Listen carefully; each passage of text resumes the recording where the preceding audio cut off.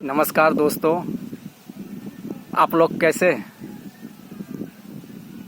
चलिए, भगवान की दया से आप लोग भी ठीक हैं और हम भी ठीक हैं। दोस्तों, आज हम बेगूसराय जिला के चेरिया बरियारपुर प्रखंड अंतर्गत आकोपुर गांव में प्रस्थान किए हैं। प्रस्थान करने का मेरा मुख्य उद्देश्य, मुख्य कारण, मकसद यही है कि हमको परसों जो है 11 तारीख को पता चला था कि मेरे एक मित्र हैं, जो भैया जी हैं, उनका पैर जो है सीढ़ी पर से यानी छत पर से चढ़ रहे थे तो गिर गए और उनका पैर जो है मोच पड़ गया। बहुत तकलीफ में थे, तो फेसबुक पर देखे तो सोचे क्यों ना हम भी जाके मिल लें, क्योंकि ऐसा ही जगह पर जाके मिलना भी चाहिए, ताकि लोगों के मन में, चाहे हमारे मन में, चाहे अगल बगल जो भी हो, सबके मन में लगे कि नहीं, अपना आदमी जो है आए मिलने के लिए, दुख के घड़ी में, संकट के घड़ी में, परेशानी के दिन में। तो यही सोच के मित्रों हम आए हैं मिलने के लिए उनसे।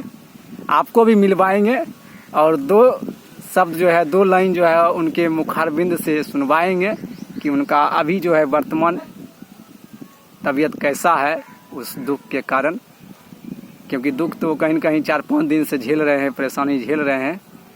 तो वो बयां वही कर पाएंगे, हम तो सिर्फ अनुभव कर सकते हैं, क्योंकि दुख का जिस पर बीतता है वही अनुभव, वही बयां कर पाते हैं।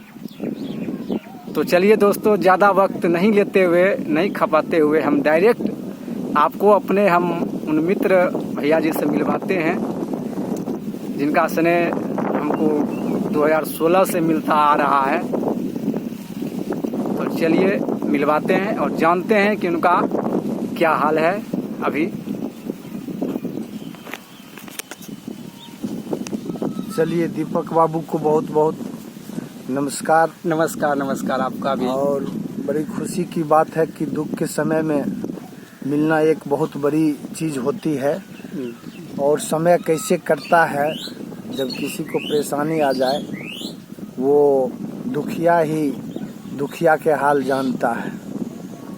बहुत खुशी होती है। मैंने अपने कष्ट के बारे में किसी से शेयर भी नहीं किया था, लेकिन बहुत सारे मित्र हैं, सखा संबंधी हैं, जिनको जहाँ से मालूम हुआ वो लोग हमसे मिलने आ जाते हैं।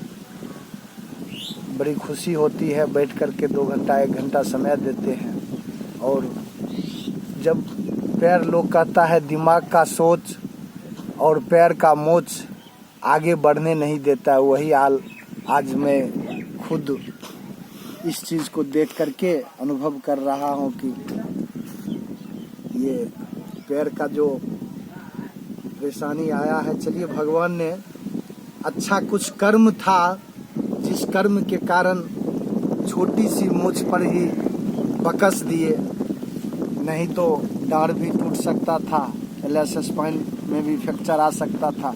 जिस ढंग से दुर्घटनाग्रस्त हुए हम, तो आप लोग से यही कहेंगे कि इस दुख के घड़ी में जो मित्र आए हैं उनको बहुत बहुत धन्यवाद। और समय हमारा कुछ इस ढंग से हंसते खेलते गुजार रहे हैं। अब 1-1.5 महीना तो मुझे बैठ करके ही रहना है। अभी सूजन है, तो डॉक्टर साहब ने बोले हैं सूजन को थोड़ा डाउन किया जाए, उसके बाद इसका प्लास्टर किया जाएगा। थोड़ा अंदर में फ्रैक्चर है, हड्डी में फ्रैक्चर आ गया है।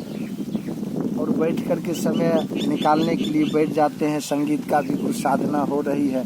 भगवान कहीं न कहीं समय के साथ रखते हैं कि कहीं न कहीं कुछ दर्द देते हैं, तो कहीं न कहीं कुछ आराम भी दे देते हैं। मित्रों के साथ बैठ कर के बात करना, ये हमारे लिए खुशी की बात हो जाती है। वो तो है ही। नहीं तो 2 मिनट का समय नहीं मिल पाता था।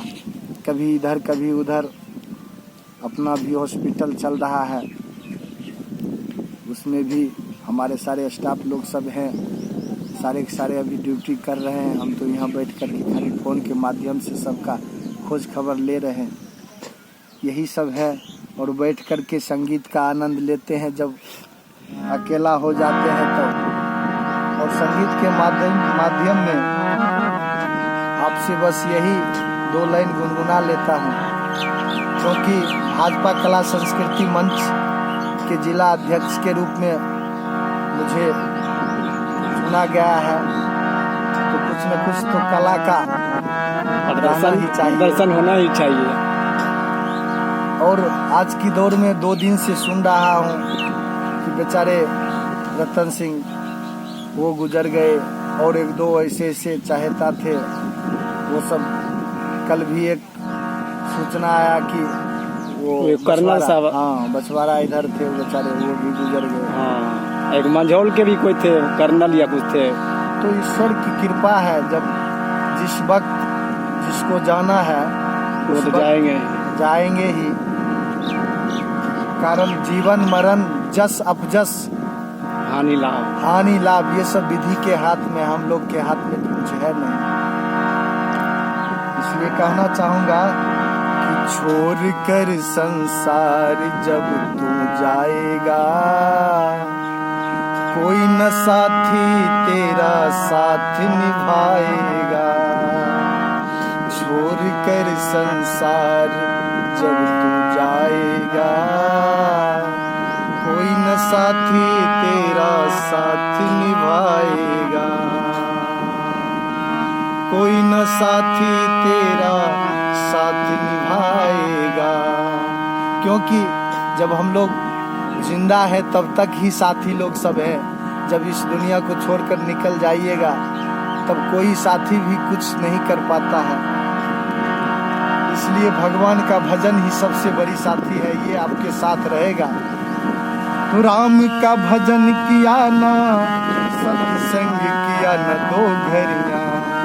तूने राम का भजन किया ना, सत्संग किया न 2 घड़ियां।